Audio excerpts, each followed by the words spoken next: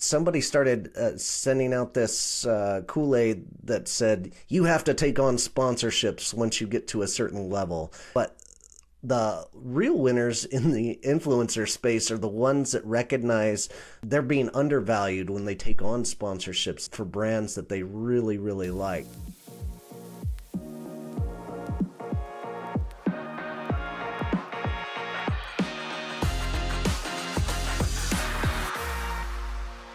In this episode, I'm joined by Dustin House, a true expert in affiliate marketing. He is on a mission to bridge the gap between influencers and sustainable long-term revenue. Now, we talk about some of the mistakes that creators and influencers make, how they're leaving money on the table, and what they can do about it. Let's dive in. Welcome, Justin. Thanks for joining us today. Really appreciate you jumping onto Road to Revenue to share a little bit about hopefully some tips and tricks and I'm sure many things that you've learned over the years. Welcome. Thank you for having me. It's a pleasure to be here. Let's nerd out. I'm sitting here and I've called you a guest, but it's two hosts really, so it feels like a double win for everyone who's joining us. I do want to ask a little bit around how you got started, right? And there's got to be something that happened that brought you in. Why affiliate marketing? Great question. Just like everybody, I went to school for affiliate marketing in college. Just kidding. Let's go all the way back. High school, Marine Corps, college, and professional poker player. And then all of those skill sets set me up for my first job in affiliate marketing to get a job in compliance over at CJ, which is still a network, one of the biggest networks in the world. So I was taking money away from bad guys in the compliance department, and I saw how much money was being spread around from companies and publishers and how much they were making, and I fell in love. So then over the next 15 years, I've worked for brands, worked for publications, worked for my own self, building my own agency, building others' agencies, and today I'm working for a network called Inflection, and we are changing the game of how influencers are interacting with the top of funnel and trying to make them better affiliates in this space and really capture the attention of brands that are looking to combine the world of influencer and affiliate marketing. And that is really super interesting because before we press record here, we were talking a little bit about some of the conferences and how even with monetization tracks that you get at conferences, affiliate marketing isn't necessarily one of the first topics that people talk to and some talk about. And sometimes it's not even discussed at all. Influencers in particular, I know I've spoken to a lot who don't seem to have an interest, or it just doesn't have the appeal. What do you think's behind that? It is an education factor. So at some point, years and years ago, influencer marketing, Instagrammers, YouTubers, they started getting a lot of steam and people started throwing money at them. And then somebody started sending out this Kool-Aid that said, you have to take on sponsorships once you get to a certain level. And the influencers that listen to that are those that create media kits and demand and hire agencies to go out on their behalf and set this revenue stream up. But the real winners in the influencer space are the ones that recognize that their value is they're being undervalued when they take on sponsorships like that for brands that they really, really like. So it is an education factor of the affiliate marketing world trying to educate influencers that they have so much more earning potential over a long period of time than just taking these short, quick money grabs with sponsorships for brands that they don't even care about. So education is part of what I do and what I'm out there trying to help people with. And finding the right match for content and audience with a brand is kind of my specialty right now. And that's so key from a conversion standpoint, isn't it?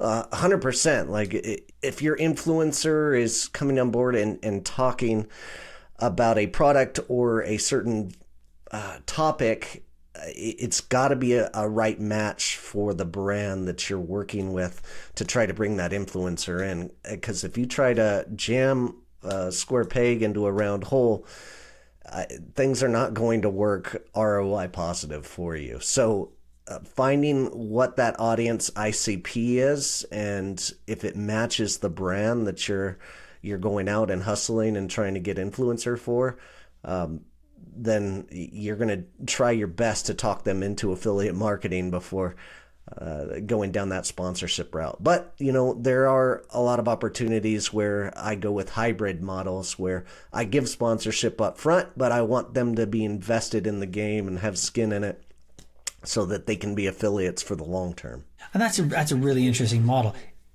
Is that terribly common? Hybrid models are maybe the most common at this point. Like I don't do any straight sponsorship deals. I can't find a ton of value in doing straight sponsorships because the motivation of the influencer is never there.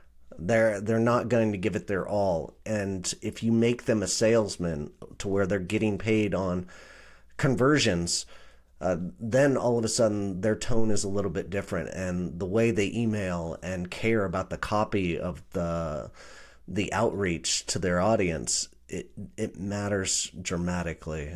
So it's something that I have to bake into every deal that I'm making out there. And beyond the education piece and becoming aware of not just the opportunity that exists, but aware of how to bring that into their existing workflow. What else do people who've not worked with affiliate marketing previously, what are some of the other hurdles that they have to overcome? Well, maybe the simplest thing is, what are you doing with your social media bio?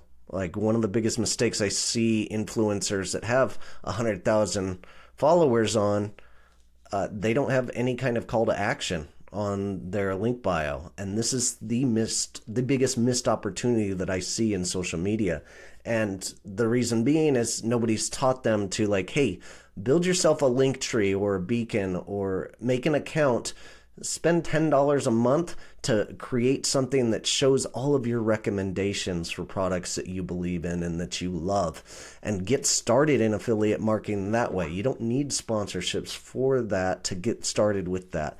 And then your sponsors will obviously want to be on that, but you have to get started with that first. So doing sponsorships and putting hashtags to the companies, that's all well and good, but those are really hard for brands to actually quantify as in terms of results. But if you have an affiliate link, it is tracking through something that is tested and proven for each of those brands, and they're going to find the gold and recognize what campaigns are working, what influencers are working well with them.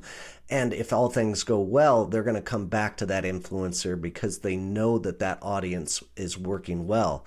And then on the other hand of that, like the influencer, now that they have evidence that they're working with this brand and doing really good work for them and driving sales and driving traffic, and now they have a case study that they can show other brands of like how they worked with this, and put those other brands that are coming to them at ease that they are capable of this kind of traction. Yeah, it definitely builds up the credibility, doesn't it? And becomes that proof of or projected ROI for not just the existing sponsors, but I'd imagine for negotiating deals with other sponsors. Yes, absolutely. And another huge missed opportunity is what you guys do in building short links to websites. Like, affiliate links in this industry are pretty gross. They are redirects with really long UTM parameters that do not fit in a social profile. But if you have a very quick short link from Geniuslink, it's so much easier for them to pop that in, and prettier, and it just makes for conversions to be much better, and you look better as an influencer. So I can't emphasize enough how important the organizational piece of having short links and the conversion rate increasing dramatically is for those influencers that are out there watching or listening right now. Like, this is a super important aspect that a lot of them are missing. Yeah, I mean, I do look at some of the long affiliate links with all the different parameters in them, UTMs, and actually that does probably raise suspicion. So yeah, the shorter the link, and obviously we're always going to say that you should be using a Geniuslink, but certainly from the customer standpoint, I think the more simple, the better it is. Simplicity, indeed.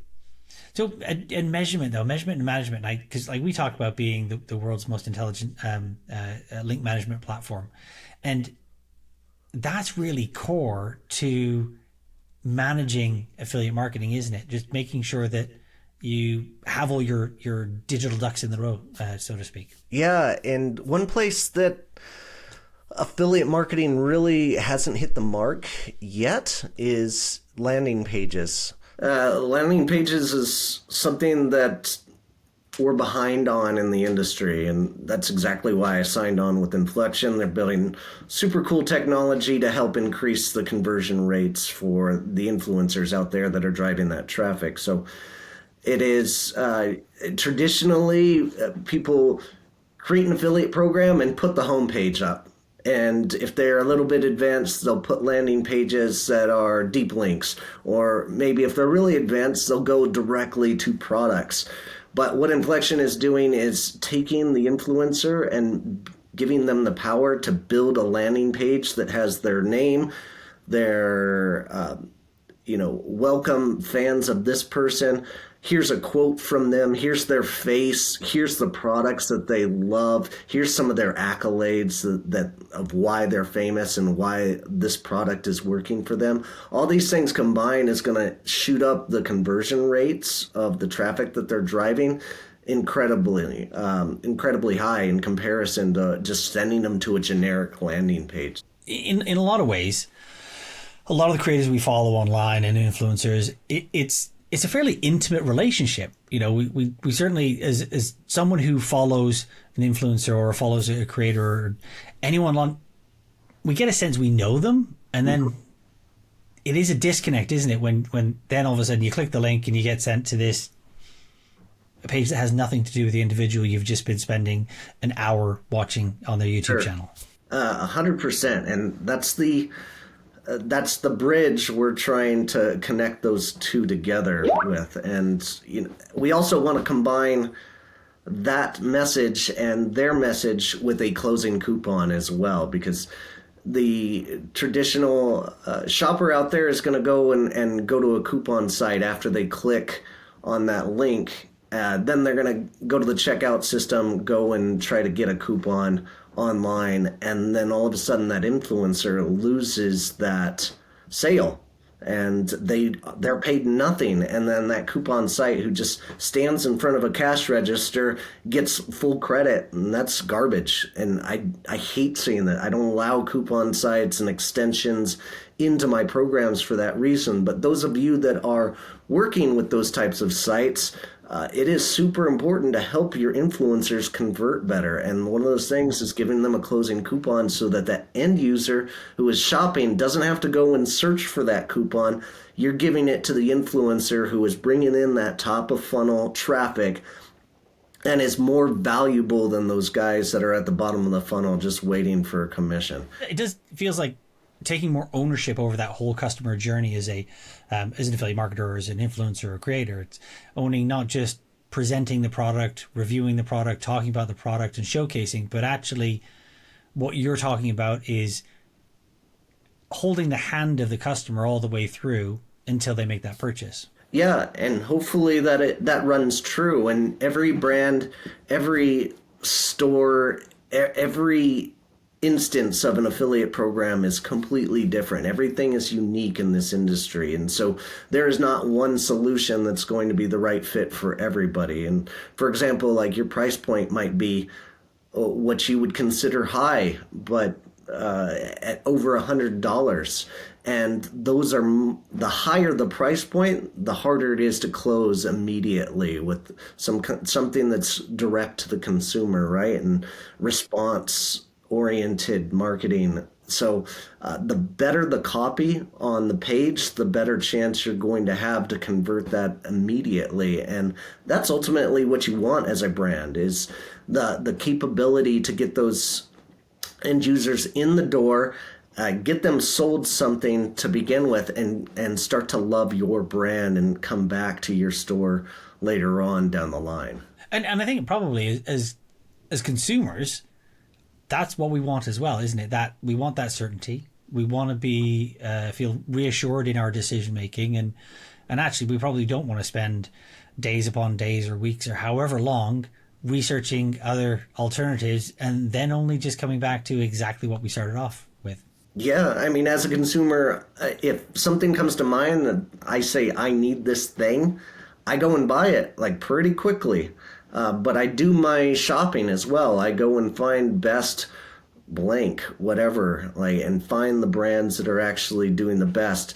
And then I have to sift through artificial intelligent websites that are, pounding out some kind of garbage content to sell. And the true influence comes from influencers that are maybe not paid by the brand, but actually believe in the product themselves and are users. And those are the ones that I want to listen to. Those are the ones that I'm going to buy from personally. And I think there's a large majority of people out there that are feeling the same way and want to trust humans rather than robots these days.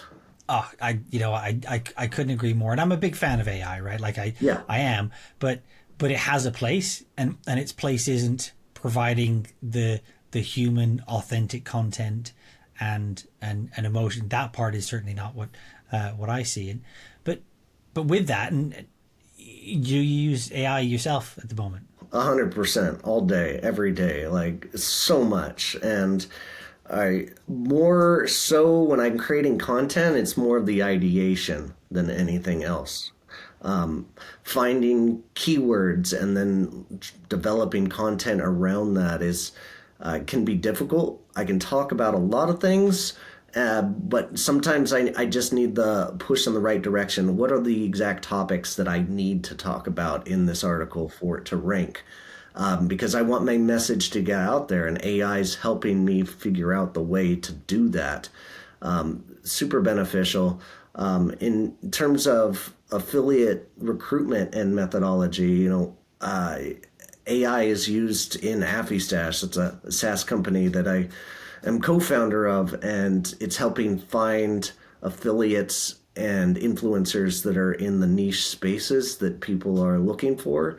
And AI is helping find and scrape on the internet the people that are ranking immediately. So you get results so much faster by using AI technology, and it's part of my everyday flow. And you talk about it using it to obviously to find people in the niches that you're looking for. We could spend all day going through niche after niche after niche. Sure. And there are some of the really big, fairly common niches, but what are some of the niches that you've come across that maybe just don't get the attention they deserve, or are these untapped gold mines? I would say more than anything, SaaS has been growing dramatically in the last 5 years, and there's more agencies out there servicing software as a service products out there.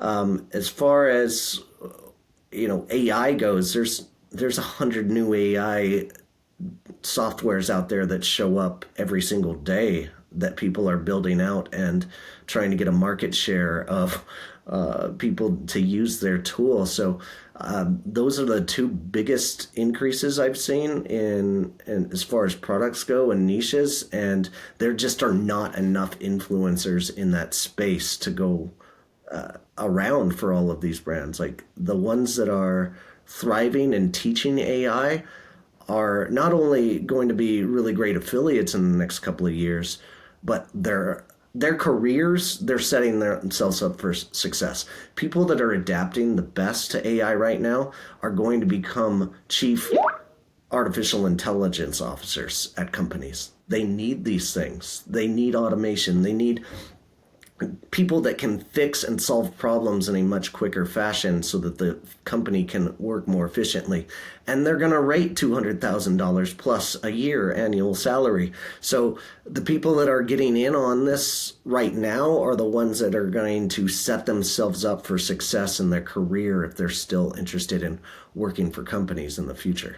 It's a great step, isn't it, between like going from using AI casually and popping the odd question and query into ChatGPT and maybe playing some games and trying to get as many dad jokes as you can out of it, but to actually working that into an automation or a workflow that's useful and productive.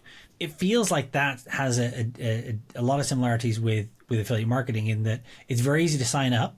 Very, very easy to sign up to become an affiliate in a lot of different programs, but actually staying the course and making it a career and making it a thriving success. Does it take a certain individual or does it take a circumstance?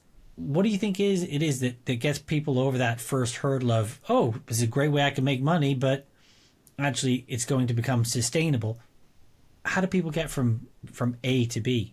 I think it's a testament of your existing brands that you're working with and the content that you're around, and how to cater and monetize that traffic is a great first step. So the exercise that I like to give to influencers that are on their way up is, hey, go and make a list of 10 brands that you personally use and love. Go make that list. Now go look at that list and go look at the competitors for each one of those companies and see if any of them have affiliate programs. Go join those affiliate programs and you don't need to necessarily make content around that, but let's just start getting the conversation going with these companies. And if your followship is at a certain level, you might rate some kind of sponsorship and they might pay you to do some content around that. Or if you have existing content, this is a really easy solution to switch out the links of going direct linking into affiliate links. So learning that process and going through that process of understanding what brands are going to be a fit for you, doing this naturally is the best. And I also tell people, make that list of 10, but go down the line. What's your favorite? Let's start there. What's your most passionate about? What brand you like the most? Let's become sales active and commission active before we move on to anything else and see what works. Every time you try on a new brand, let's try something a little bit different and see if you make more money or you learn something new for every brand that you take on. But don't take on 20 brands at once. This is a recipe for you not to make any money. So focus on your first brand and make some money before moving on. That advice feels a little counterintuitive, or certainly not representative of a lot of what I see, right? It feels like a lot of the approach can be an inch deep and a mile wide, right? Where someone makes a list of their top 10 products. They go, okay, well, actually those brands, yeah, they're who I want to work with. So they go to brand number 1, brand number 2, brand number 3, rather than going more broadly and looking at all those competitors. Is that an aha moment for people when they realize actually there's a different way of doing it? I don't know about aha. Hesitancy, I would say. They don't necessarily believe that this is the best method for them because they're getting sponsorships or people are giving them money. Why should I do this work for free?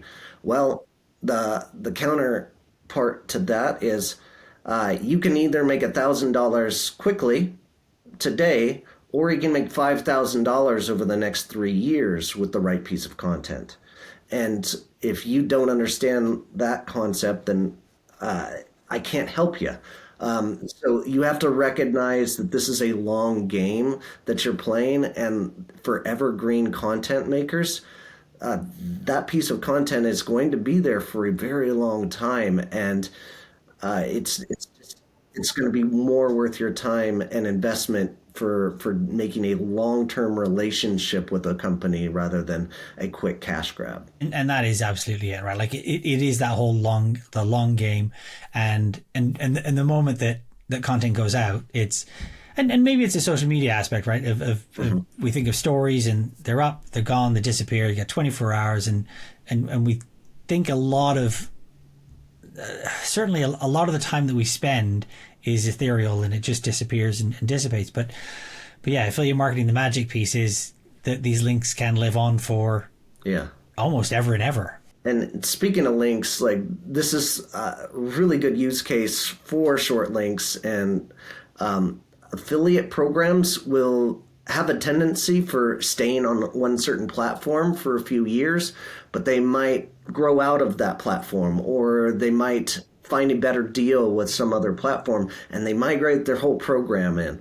And if you were focused on their affiliate links for that program and putting them all over the internet, all of a sudden you've got to change 50 different links on all of your content, or those sales aren't just going to keep rolling in. So the incredible part about Geniuslink and what you guys do is you only have to change it in one spot, and that is extraordinarily helpful for the affiliates that are building a lot of content out there, so that they only have to change one link and be done with it. Oh, thank you. Do you know what? I feel like I have to tell the audience that this is not a paid testimonial at all, but not at all. It is the use case, right, that we're trying to resolve, is to make things as simple as possible, to manage links effectively, and localize where we can, auto affiliate where we can. But those automations and those the magic that happens in the background, how much of that do you think that the general public or even affiliate marketers, how aware are of the whole world that exists? I know we've had a lot of talk about attribution, last click attribution in particular. But there's a whole world that goes on beyond what the customer sees. How many people do you think from the influencer space or creator space actually understand that world even exists? 23%. I don't know. I can't give a real number behind it. I would say there's a fear factor behind affiliate marketing. First off, you don't want to feel stupid that you don't know what affiliate marketing is. So you might say you do, but you might not, or somebody's told you about it and you've considered looking into it, but didn't pull the trigger and go down that route. Some people are making money in other ways and wanting to focus on that. Maybe that's, their full-time job and they don't have time to learn about affiliate and how this can, whatever it is, like, there are lots of teachers out there on the internet, if you look them up, that are training in affiliate marketing. There's so many resources online. Now, getting the right information is the hard part. There's a lot of trainers out there that's going to teach you garbage or stuff that was working 5 years ago but not working right now. So getting educated is super important, and then continuing your education with the latest courses that are up to date, that are coming out from 2024 and 2025, because those are the tactics that are working right now that can help you. And the old stuff that is out there, it could be obsolete in literally 3 years. Google changes every single day, it feels like, and content publishers are getting creamed out there right now, but there's going to be a huge turnaround for that in the near future. So you never know where it's going. Just keeping up to date and keeping educated and watching as many tutorials as you can about this industry is going to be super beneficial. And how's the best way for people to sense check whether they're listening to someone who knows what they're talking about or actually just talks a good game? I would say case studies and showcasing of what they have done in their history. Adam Enfroy is a good friend of mine in this industry, and he has some pretty incredible showcases of his content of like, hey, here's how I was making money. And these are the brands I was even working with. Eventually, he had to shut that down because people started seeing what brands he was making money with, and they started competing against him. His transparency, which was a great thing and brought him a big audience, was kind of his downfall in some aspects. But overall, like he's doing just fine. But the guys that are showcasing their talents of how they made their money are the ones that you really want to follow. But Pat Flynn also comes to mind. Pat Flynn is one of my favorite guys out there in this industry, and he's just such a nice guy and such great content, and he's always out there helping people. So look for helpful. Helpful might be like the one. If you see somebody that is authentic and giving you real information and you can feel and sense their need to help others, those are the ones that you really want to follow. And you know, I do have to echo what you said about Pat Flynn. He's been a guest on the podcast as well, as you may know, and yeah, just very helpful, which is was incredibly useful, incredibly kind, and incredibly generous when people are helpful with their content and can actually just share that out. And yeah, it does seem to be almost karma where it comes back and people grow from there. Mm-hmm. So we've talked a little bit about some of the ways to find someone who can give you good advice, but what are some of the bad pieces of advice that you still hear people talking about that just maybe don't go away or keep cropping up every now and again? It's something that irks me when I'm doing my outreach. So my job at Inflection is to go and reach out to influencers that have X amount of followers, X amount of audience, and give them free gifts and get them to talk about the product in exchange for that. And what I come across a lot of the times is once they get to a certain level, an agency steps in, and this agency will start pitching sponsorships and nothing else. And their goal, their revenue is based on them getting those sponsorships paid because they get a percentage of them. And when you do that, that business model makes sense for the brands that have budget to go and pay this and pay it blindly, really. But for the ones that don't, that want to work on a performance basis, those agencies won't even listen and they'll just ghost you. And there's just, it's very difficult to work with those kinds of folks sometimes. So I would say having an open mind to affiliate marketing is a super important aspect of this industry. And if you just close yourself off to sponsorships and nothing else, your room for growth is going to be stunted. And where do you see then? Obviously, that's one of those key challenges that you're addressing, and hopefully trying to change the minds of agencies and yes, and enlighten them. Right? Where else do you see affiliate marketing moving going forward? I think I want ultimately the realm of influencer marketing and affiliate marketing to live in harmony. Everybody getting paid, even the coupon sites that are getting attribution for the entire sale. I think there is room for them to be part of the equation, but I don't want them to get the entire commission. So the world of multi-touch attribution, I think, is going to explode and really get more popular. I asked somebody at Impact not too long ago about what percentage of affiliate programs are on a last click attribution right now, and he said upwards of 90%. So even though the technologies of almost all of the affiliate tracking solutions out there is moving towards a multi-touch campaign and attribution possibility, not a lot of companies are utilizing it. And I think in 10 years, 50% of the companies out there will be using multi-touch and not just bucketing one, whoever gets that last click.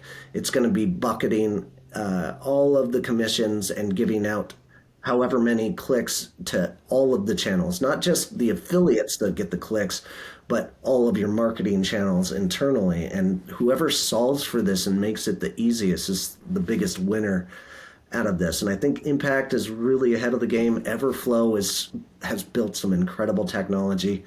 And then my company, Inflection, is way ahead of the game in this and going to be a big winner in the next couple of years here. And you're absolutely right. Like it does, you know, in parenting, people talk about it takes a village to raise a child. Well, it sometimes takes a village to convert a sale. Yeah. And you know, making sure that everyone gets to eat is really, really important.